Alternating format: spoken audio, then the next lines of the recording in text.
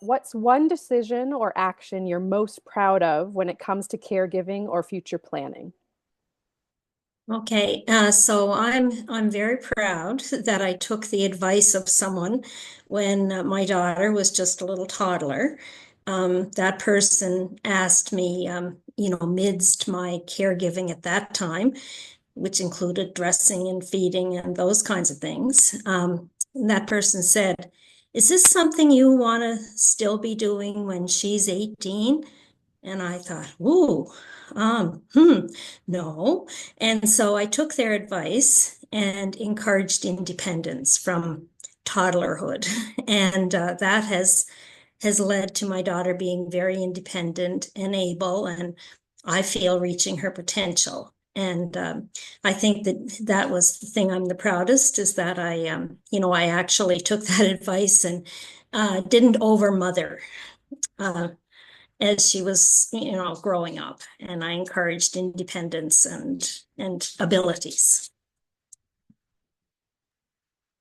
That's great. I also have been given that tip and appreciate hearing it reinforced. If you could go back, is there anything you would have started earlier?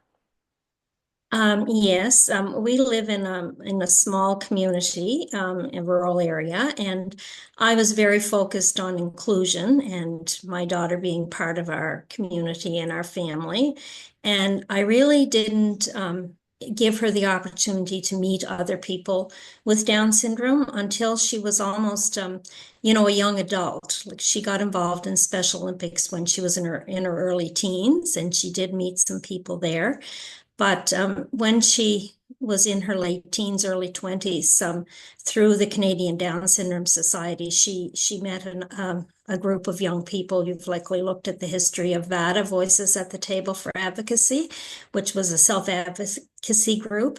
And she really blossomed there where she felt that she belonged and she met other people that she could be comfortable with and feel like I'm not alone.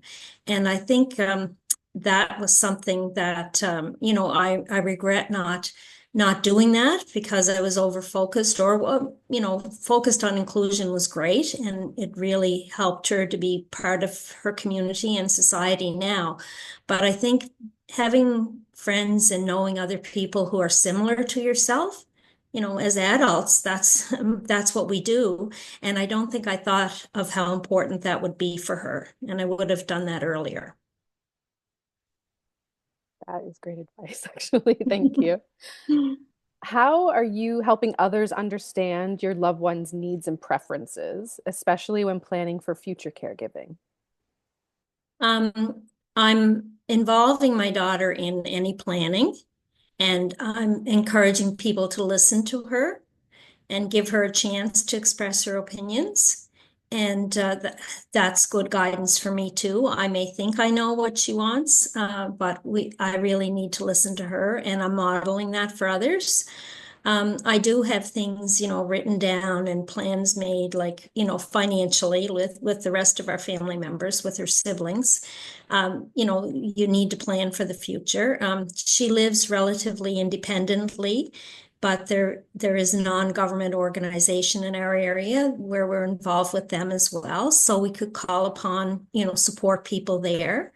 And she has accessibility funding through the provincial government here in Prince Edward Island. So we have a worker there. And I involve my daughter in all meetings and I model for folks to hear her voice and give her a chance to express what she wants and needs. Thank you. Also great advice.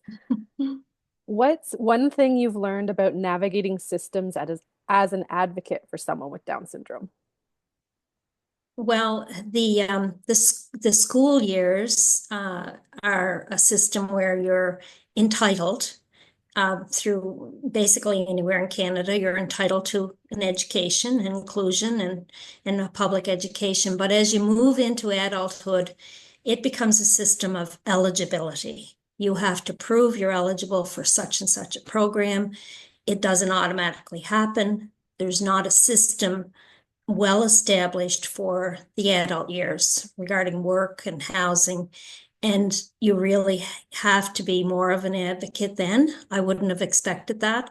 I thought the school years, I would have to do a lot of advocating and navigating systems there. But I found that that was fairly seamless for us, for our experience here in Prince Edward Island. We have a great inclusive education model. It's not perfect. And I may be a bit biased because I worked in that system, but certainly in terms of navigating systems and services and programs in adulthood, it's quite a learning curve, and there's not really, a system that's well functioning that I believe it's a work in progress, and there's been improvements, but it's been a challenge.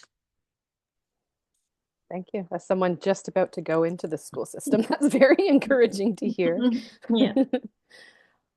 What helps you recharge when caregiving feels overwhelming? Okay, it took me a while maybe to realize that I needed to recharge. Maybe it's my generation, my gender, being a female mother.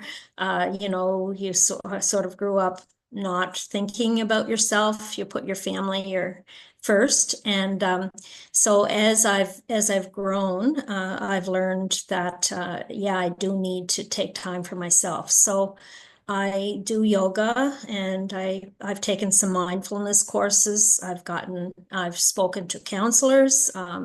I've joined support groups. I've volunteered in other ways that are unrelated to Down syndrome or disability. Found other outlets, and I have a dog, and I love nature and being outdoors, and that recharges me. It always has, but as I've gotten older, and I would recommend that for young parents is don't forget about yourself. Do what works for you. Yoga and meditation is a key for me. Thank you. Uh, Slightly related, but maybe in a different lens. What keeps you going on those hard days? My daughter's spirit, her determination, and her smile, her excelling at so many things, her surprising me at what she's able to do. I just am blown away lots of times by what she comes up with and what she says or what her perspective is on life. And that keeps me going. Yeah, she's been an inspiration for me. She just recently was interviewed about her disability by someone who's writing a book to inspire young women. And she said that she has Down syndrome. It's part of who she is, and it doesn't define her. And she sees it as a gift that she would not have had the opportunities she has if it wasn't for having Down syndrome. And so that really reminded me as well that, yeah, yeah, it's opened a lot of doors for me and our family. Thank you. And how has your caregiving role changed as your loved one has gotten older? I've had to learn to back away. My role has changed in the sense that I've needed to let go of some things that I had control over, and let her make mistakes. We're working on budgeting. She lives fairly independently, but sometimes runs out of money, and I've had to stop protecting her from everything.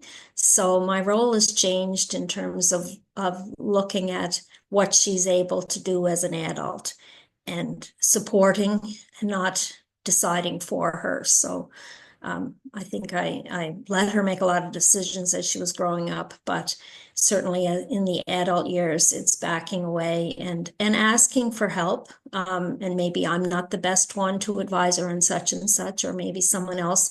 Maybe she's got a friend who's going to accompany her to some event or to something. I don't always have to be the one. So backing away. And it's hard. I can imagine after, yeah, it Yeah. would be hard for me as well. You've just blown through all my questions really quickly. This was great. Maybe was there any final thing that you wanted to say, like off script, that anything you wanted to add? I'm putting you on the spot, so no worries if you don't. Um, Well, I think that you have to go with what your loved one, they're an individual, they're a person. Down syndrome, like my daughter says, is part of her, but she's still a unique person with all kinds of wants and needs, and she's a member of our family. She's one of my three children. And it's a dynamics there that would exist whether she had Down syndrome or not. She's the oldest, and I see a lot of the oldest sibling in her, protectiveness, worry of the others, and those kinds of things. So I think I would say just embrace your person, your care loved one, for who they are, the total person. So Oh, that's amazing. Thank you, yeah. Jackie. This has been so great. Oh, well, thank you. I'm glad Yeah. you're doing this, and I'm sure lots of folks have perspectives. And just recently, Janet's involved with Down Syndrome International, and we were at a board meeting because she's on the board of directors there. And one of the folks there, her son has multiple disabilities. He happens to have Down syndrome. He also has autism and mobility. He's like total care. And she rightfully reminded some of us that not everyone with Down syndrome is going to be independent or able to talk or take care of themselves. And we can't, show the superstars, and because that puts pressure on other parents and it doesn't validate their experience. And so I hope that when you're interviewing people that you'll look for some of those parents who they are total caregivers 24/7, and that's a different caregiver than I am, and their voice needs to be heard. It just really reminded me that, yeah, we don't hear them enough. They're embarrassed sometimes to talk about that when they hear all these other positive stories, you know. It's hard not to compare sometimes, Yeah, yes. Yeah. yeah, and maybe think their voice isn't as valuable. So anyway, I'd recommend that you get some Thank folks. you. Yeah. Yeah. Well, and we're trying to do a mix of parent caregivers and sibling caregivers. So there's some Okay. different situations in that as well, because it can be a different Oh yeah, experience for sure. exactly. And people kind of in different modes of caregiving. Like early on, they've been doing it for a while, or we have someone that's actually I don't know, surprise situation sounds odd, but things happened and then they became the caregiver unexpectedly. So Yes. that's an exciting one. I'm looking Mhm. forward to getting his perspective on as well. Just from And there yeah, wasn't that pre-planning, and how do you like how did that right. come about for him? Yeah.